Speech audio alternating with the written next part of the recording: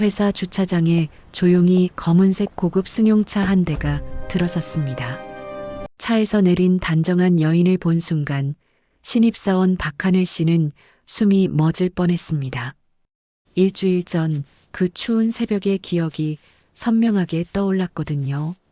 도대체 그날 무슨 일이 있었던 걸까요?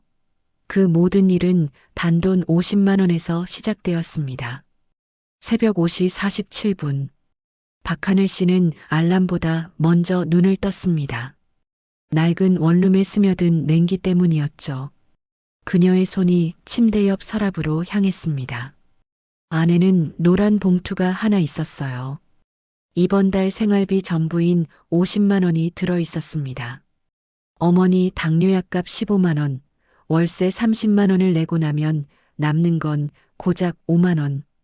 그 돈으로 보름을 버텨야 했습니다. 지하철역까지 걸어가는 길. 아파트 단지 입구 벤치에 누군가 웅크리고 앉아 있었습니다. 70대로 보이는 할머니였어요.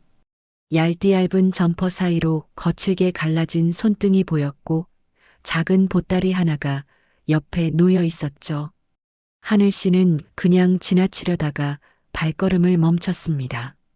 할머니의 굽은 어깨에서 며칠 전 병원비 걱정에 밤새 뒤척이시던 어머니의 모습이 겹쳐 보였거든요. 하늘 씨는 더 이상 망설이지 않았습니다. 가방 안쪽 지퍼를 열어 노란 봉투를 꺼냈어요. 할머니의 떨리는 손에 봉투를 쥐어드리고는 할머니가 뭐라 말하기도 전에 하늘 씨는 황급히 그 자리를 떠났습니다. 그렇게 지옥 같은 일주일이 시작됐습니다. 점심시간 동료들이 식당으로 향할 때 하늘 씨는 사무실에 남아 탕비실 보리차로 배를 채웠습니다. 퇴근길도 마찬가지였습니다. 지하철비 1,400원을 아끼려고 매일 1시간 반을 걸어서 집에 갔어요. 집에 들어가면 냉장고엔 김치와 계란 3개만 덩그러니 있었습니다. 일주일 후 월요일 아침이었습니다. 평소처럼 출근하려는데 사무실이 술렁이기 시작했습니다.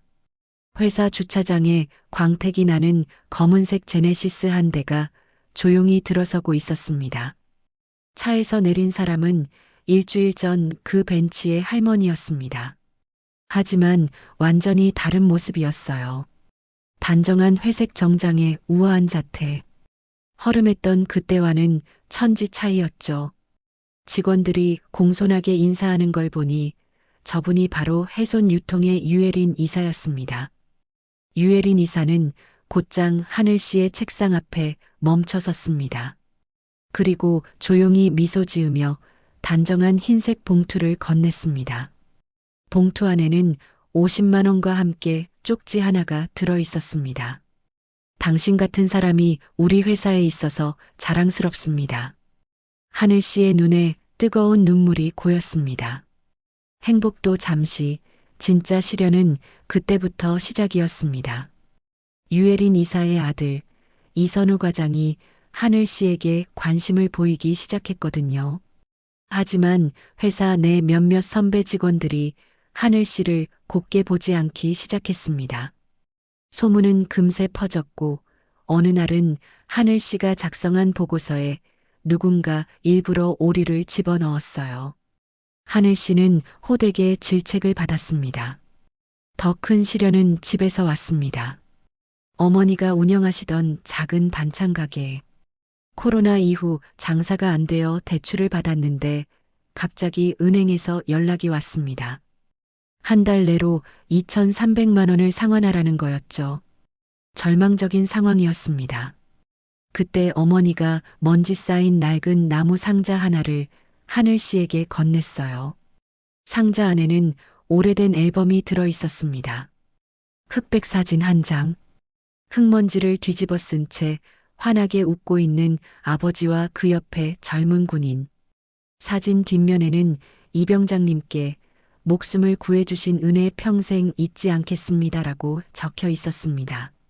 하늘 씨는 용기를 내어 유혜린 이사를 찾아갔습니다. 알고 보니 유혜린 이사의 아버지가 평생 찾던 은인이 바로 하늘 씨의 아버지였던 겁니다. 모든 오해가 풀렸습니다.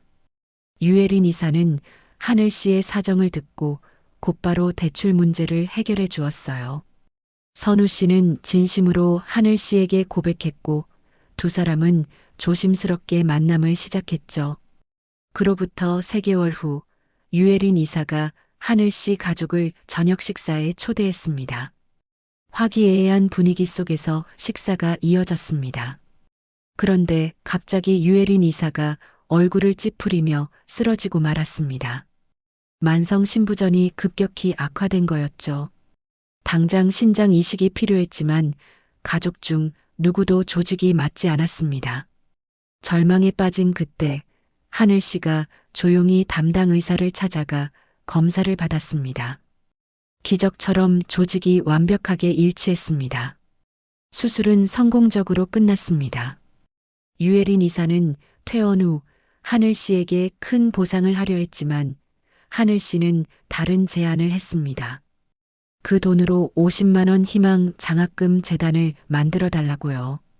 저처럼 형편이 어려워도 꿈을 잃지 않는 청년들을 위한 거라고 말했습니다.